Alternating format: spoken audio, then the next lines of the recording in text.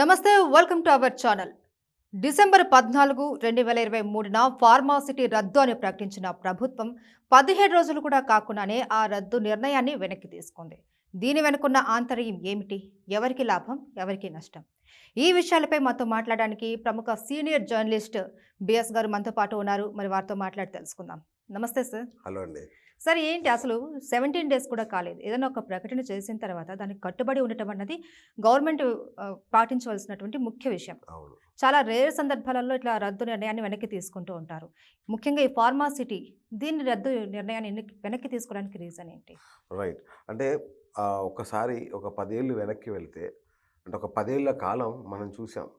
అసలు తెలంగాణ రాష్ట్రంలో ఎట్లాంటి ధర్నాలు, రాస్తారోకాలు, ఆందోళనలు లేనివి. రైట్. Yes. అట్లాగే పారిశ్రామికమైన ప్రగతి, హైటెక్ సిటీలో మనకు హైటెక్ ఎక్స్పోర్ట్స్ కానీ, ఇది మన ఐటీ ఎక్స్పోర్ట్స్ కానీ, కంపెనీస్ కానీ. ఐటీ ఎంప్లాయ్మెంట్ కానీ, అసలు ఒక అద్భుతం జరిగింది ఒక 10 ఏళ్ల పాటు.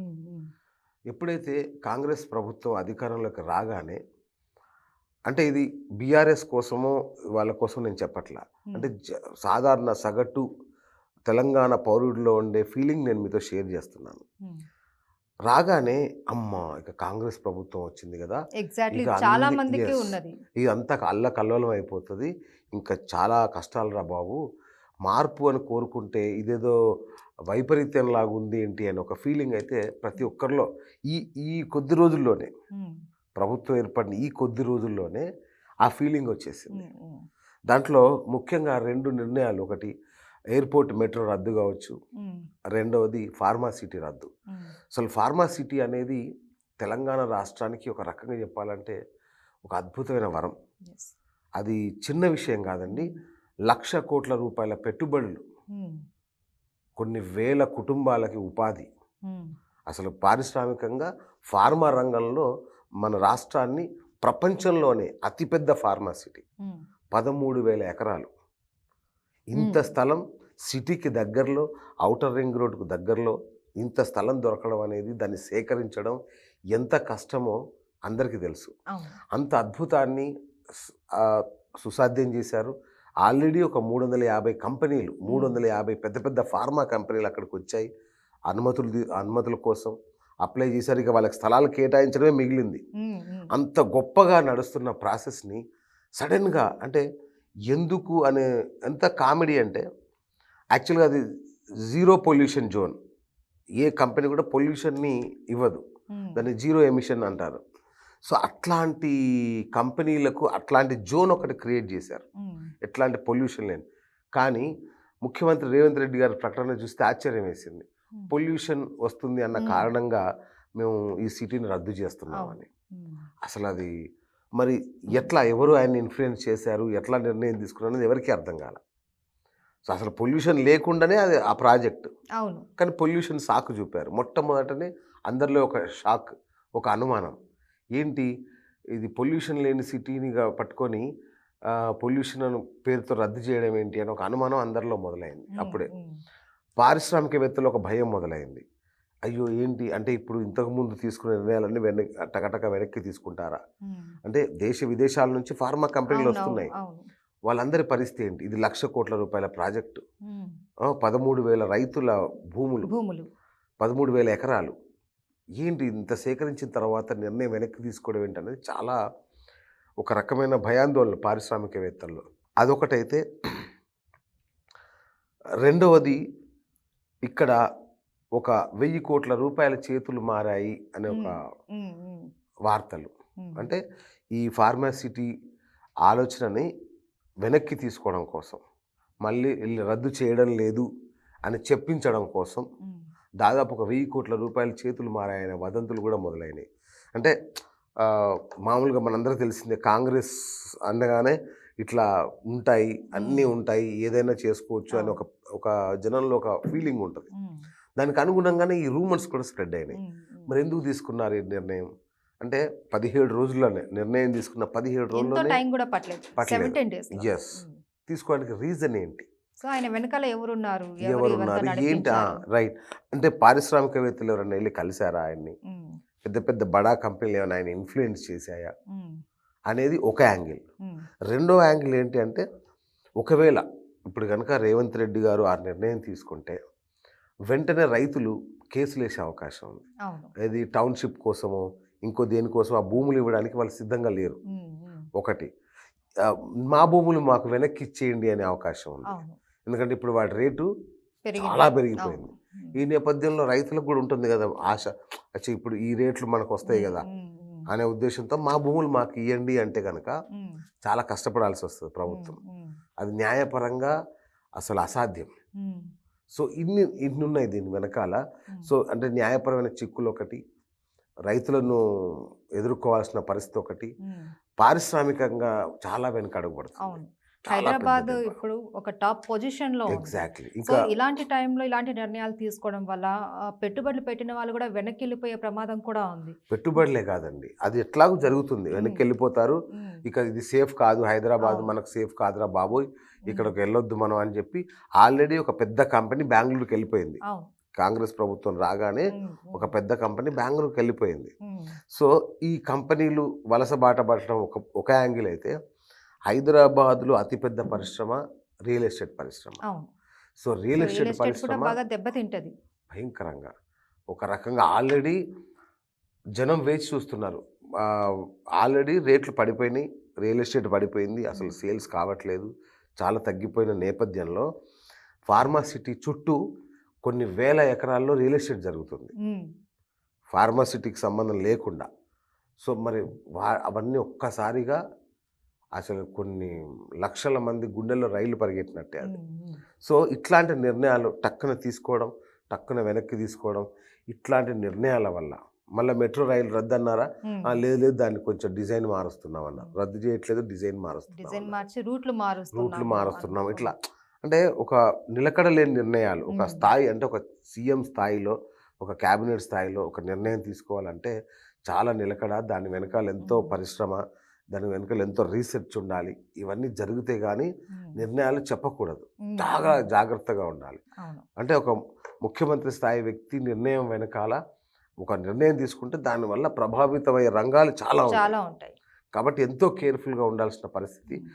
కానీ ఇక్కడ చూస్తే కొంత ఆ తొందరపాటుతనం వల్ల రాష్ట్రంలో ఆర్థికంగా గావచ్చు, పారిశ్రామికంగా గావచ్చు, లేకపోతే ఇటు రియల్ ఎస్టేట్ రంగం గావచ్చు. హ్మ్. నిజంగా చెప్తున్నా రియల్ ఎస్టేట్ రంగం అయితే గజగజ వణుకుతున్నారు. అవును సార్. ఎందుకంటే ఏ ఇంతకుముందు క్షణం కోట్ల ఏది రద్దు చేస్తారో. రూపాయలు పోయాయి. ఎగ్జాక్ట్‌లీ. మన భూములంతా Telangana exactly. Side. Yes. But ఈ నిర్ణయం వల్ల చాలా రేట్లు తగ్గిపోయే అవకాశం ఉంది. బాగా పడిపోయిందనుకోండి, హ్మ్. కొన్న వాళ్ళందరూ చాలా ఇబ్బందుల అవును. పాలవుతారు. హ్మ్. రియల్ ఎస్టేట్ వ్యాపారులు చాలా ఇబ్బందులు అవును. పడతారు. తర్వాత ఆఫ్‌కోర్స్ కొనుగోలుదారుడికి ఏమన్నా కొంచెం ఊరట లభించవచ్చేమో గానీ, హ్మ్. రియల్ ఎస్టేట్ తగ్గితే సామాన్యుడికి ఏమన్నా కొంత సామాన్యుడికేమన్నా ఉపయోగం కలగొచ్చేమో గానీ, అప్పటిదాకా పెట్టుబడి పెట్టిన ఆల్రెడీ వాళ్ళ పెట్టుబడి పరిస్థితి పెట్టిన వాళ్ళకైతే ఇది చాలా దెబ్బ పడతది. చాలా దెబ్బ. సో, హ్మ్. ఈ నేపథ్యంలో ఇట్లాంటి నిర్ణయాలు రాష్ట్ర ప్రగతికి మంచిది కాదు అనేది హ్మ్. నా ఫీలింగ్. హ్మ్. యాహ్! అసలు ఏంటి సార్ ఈ ఫార్మాసిటీ అంటే ఏంటి? చాలా యాహ్! మంది గూడా ప్రతి సామాన్యుడు ఫార్మాసిటీ అనంగానే ఏంటి అది అనేసి రైట్. అడుగుతున్నారు. సో, ఫార్మసీ దీనివల్ల ఎవరికి యూజ్ అంటారు? రైట్. ఫార్మాసిటీ అనేదండి దాదాపు 13,000 ఎకరాల్లో వివిధ ప పరిశ్రమలు అంటే మెడికల్‌కి సంబంధించిన పరిశ్రమల్ని అక్కడ పెట్టుకుంటాయి. పెద్ద హ్మ్. పెద్ద జాతీయ, అంతర్జాతీయ కంపెనీలొచ్చి అక్కడ పెట్టుకుంటాయి. హ్మ్. ఎటువంటి పొల్యూషన్ లేని పరిశ్రమలు మాత్రమే అక్కడ అనుమతిస్తున్నారు. హ్మ్. సో, దీనివల్ల ఒకటి రియల్ ఎస్టేట్ రంగానికి ఎంత బూమొచ్చిందో మనం చూసాం. హ్మ్. అది కాకుండా కొన్ని వేల, లక్షల ఉద్యోగాలు, కొన్ని వందల మందికి ఉపాధి ఏది ఉపాధి. బయట సైడ్ దానికి సంబంధించిన అనుబంధ పరిశ్రమలు. హ్మ్. హ్మ్. ఒకటి ఇప్పుడు ఒక మెడిసిన్ తయారు చేయాలంటే ఒక దాని ఫార్ములా మెటీరియల్ ఒకటే కాదు చాలా కదా! ఉంటది. హ్మ్. దానికి సంబంధించిన క్యాప్సూల్స్ కావచ్చు, ట్రాన్స్‌పోర్ట్ కావచ్చు, హ్మ్. ప్రతి రంగాలు హోటల్ ఇండస్ట్రీ కావచ్చు, దాని చుట్టూ రెసిడెన్షియల్ కాంప్లెక్స్‌లు కావచ్చు, హ్మ్. హ్మ్. హోటల్స్ కావచ్చు. సో, ప్రతి రంగం కూడా డెవలప్ అయ్యి ఒక కొత్త హ్మ్. సిటీ నిర్మాణం. హ్మ్. ఇప్పుడు outer ring road right. So, outer ring రోడ్డుకు, రీజనల్ రింగ్ రోడ్డుకు మధ్యలో మళ్ళీ ఈయన రేవంత్ రెడ్డి గారు ఏమన్నారు? ఔటర్ రింగ్ రోడ్డుకు, రీజనల్ రింగ్ రోడ్డుకు మధ్యలో పరిశ్రమలు స్థాపిద్దామన్నాడు. హ్మ్. మరి ఇది ఇది అది ఉన్నది కూడా మరి అక్కడే. ఉన్నది అక్కడే గదా! హ్మ్.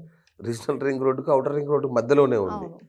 మరి అది ఎట్లా దాన్ని మాట్లాడారో నాకు అర్థం కావట్లా. ఉమ్, రెండోది, ఇప్పుడు మన సిటీలో కాటేదాన్ ఇట్లాంటి ఇండస్ట్రియల్ ఏరియాలు ఉన్నాయి. ఉమ్, వీటిని ఓఆర్ఆర్కి ఉన్ను ట్రిపుల్ ఆర్కి మధ్యలోకి మార్చండి అన్నారు. ఉమ్, నిజానికి కాటేదాన్ లాంటి పరిశ్రమలు అత్యంత రెడ్ జోన్లో ఉన్న అత్యంత విషపూరితమైన పరిశ్రమలు అవి, కాలుష్య కాసారాలు అవన్నీ. ఉమ్, వాటిని ఇక్కడే భరించలేకపోతున్నాం. మళ్ళీ తీసుకెళ్ళి అవుటర్ రింగ్ రోడ్డుకు రీజనల్ రింగ్ రోడ్డుకు మధ్య పెడితే ఇంకింత డేంజర్ అది. సో దానికి ఇంకేదైనా ప్రత్యామ్నాయం ఆలోచించాలి తప్ప ఈ పరిశ్రమల్ని అక్కడికి మార్చడం కూడా మంచి పద్ధతి కాదు. ఇక్కడిది అక్కడికి మార్చాలంటున్నారు. అలాంటిది అంత అసలు కాలుష్యాలకే సంబంధం లేని పరిశ్రమ గురించి ఇది కేవలం ఒక పొలిటికల్, ఒక ప్రతీకారంగా, ఒక రాజకీయ ప్రతీకారం లాగా, లేదంటే రాజకీయ కక్ష. నిజం చెప్పాలంటే చాలామంది మిత్రులు మాట్లాడుతుంది ఏంటంటే కేసీఆర్ ఏదైతే మోడల్ ఒకటి చేశాడో కేసీఆర్కి సంబంధించిన ఏవి కూడా నామరూపాలు లేకుండా చేయాలి. ఉమ్, కేసీఆర్ ఆలోచనలు, ఉదాహరణకి ఇప్పుడు కాళేశ్వరం ప్రాజెక్టు పేరు కూడా మారుస్తారంట. ఉమ్, కాళేశ్వరం ప్రాజెక్టు పేరు మారుస్తారంట.